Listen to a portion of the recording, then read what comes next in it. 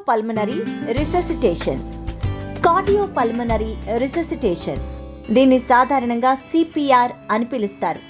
ఇది ఒక అత్యవసర ప్రథమ చికిత్స. మన జీవితంలో అనేక ప్రమాదాలు జరుగుతూ ఉంటాయి. ఎలక్ట్రిక్ షాక్ కొట్టడం, నీటిలో మునిగిపోవడం, రోడ్డు ప్రమాదం, కార్డియాక్ అరెస్ట్ అనగా అకస్మాత్తుగా గుండె పనిచేయడం ఆగిపోవడం లేదా అకస్మాత్తుగా స్పృహ కోల్పోవడం వంటివి. అటువంటి పరిస్థితుల్లో సిపిఆర్ ఒకరి జీవితాన్ని కాపాడుతుంది. ఆగి ఆగి భారంగా శ్వాస తీసుకుంటున్న వ్యక్తికి సిపిఆర్ ఇవ్వబడుతుంది. వారి గుండె కొట్టుకోవడం ఆగిపోయింది లేదా వ్యక్తి అపస్మారక స్థితిలో ఉన్నాడు, శ్వాస తీసుకోవడం లేదు మరియు నాడి కొట్టుకోవడం లేదు, అలాంటి వ్యక్తికి వెంటనే సిపిఆర్ ఇవ్వాలి. సిపిఆర్ ఎలా ఇవ్వబడుతుందో ఇప్పుడు తెలుసుకుందాం పదండి. మీరు సంఘటనా స్థలంలో ఉన్నట్లయితే ముందుగా మీరు మరియు బాధితుడు సురక్షితంగా ఉన్నారని మరియు ఎటువంటి ప్రమాదకర పరిస్థితుల్లో లేరని నిర్ధారించుకోండి. సురక్షితంగా లేకపోతే ముందుగా సురక్షిత ప్రదేశానికి వెళ్ళండి. దీని తర్వాత బాధితులు ప్రతిస్పందిస్తున్నారో లేదో చెక్ చేయండి.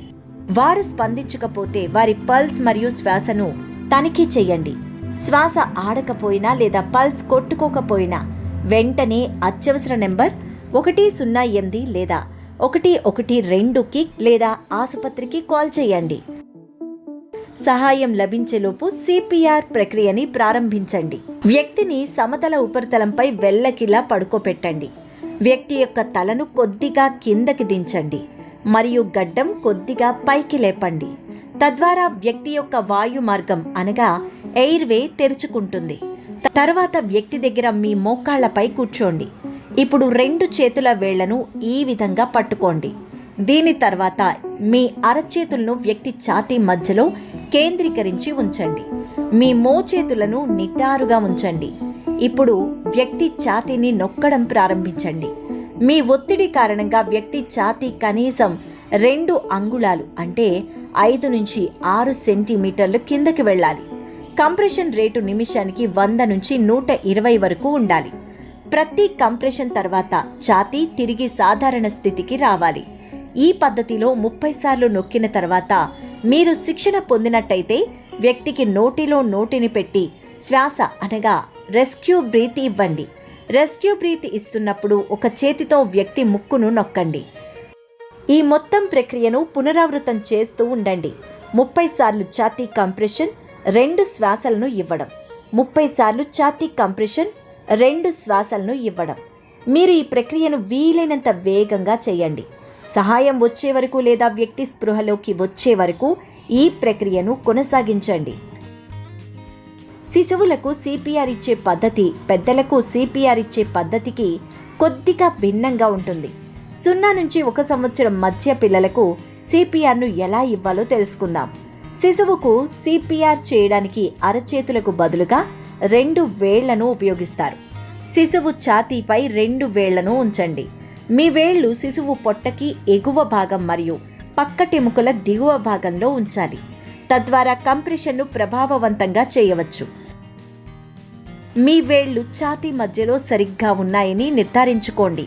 దీనివలన సరైన ఒత్తిడిని ఇవ్వవచ్చు. ఇప్పుడు శిశువు ఛాతీని నొక్కడం ప్రారంభించండి. మీ ఒత్తిడి కారణంగా శిశువు ఛాతీ సుమారుగా 1.5 అంగుళాలు అంటే 3.81 సెంటీమీటర్లు కిందకి వెళ్ళాలి. ఈ పద్ధతిలో 15 సార్లు నొక్కిన తర్వాత శిశువుకు నోటిలో నోటిని పెట్టి శ్వాస అనగా రెస్క్యూ బ్రీత్ను ఇవ్వండి. ఈ పూర్తి ప్రక్రియను పునరావృతం చేస్తూ ఉండండి. 15 సార్లు కంప్రెషన్, 2 శ్వాసలు ఇవ్వండి. 15 సార్లు కంప్రెషన్, 2 శ్వాసలు ఇవ్వడం. 15 ఛాతీ కంప్రెషన్, 2 శ్వాసలు ఇవ్వడం. ఛాతీ కంప్రెషన్ రేటు నిమిషానికి 100 సార్లు మరియు 120 సార్లకు మించకూడదు. మీరు ఈ ప్రక్రియను వీలైనంత వేగంగా చేయండి. సహాయం అందేంత వరకు లేదా శిశువు స్పృహలోకి వచ్చే వరకు ఇలాగే చేస్తూ ఉండండి. సిపిఆర్ ఇస్తున్నప్పుడు మనం కొన్ని విషయాలను గుర్తుంచుకోవాలి. సిపిఆర్ ఇచ్చే ముందుగా వ్యక్తి నోటిలో ఏదైనా ఇరుక్కుపోయిందా అని తనిఖీ చెయ్యండి. ఏదైనా ఇరుక్కుపోయి ఉంటే వాయు మార్గాన్ని క్లియర్ చేయడానికి దాన్ని జాగ్రత్తగా తీసివేయండి. ఒత్తిడిని ఇచ్చేటప్పుడు జాగ్రత్తగా ఉండండి. ఎప్పుడూ ఎక్కువ ఒత్తిడిని ప్రయోగించకండి, ఎందుకంటే ఇది పక్కటెముకలు విరిగిపోయేలా చేస్తుంది. సిపిఆర్ ఇచ్చేటప్పుడు మీ అరచేతుల స్థానం కూడా ముఖ్యమైనది. అరచేతులు ఎల్లప్పుడూ ఛాతీ మధ్యలో మరియు చనుమొన రేఖకు దిగువన ఉండాలి.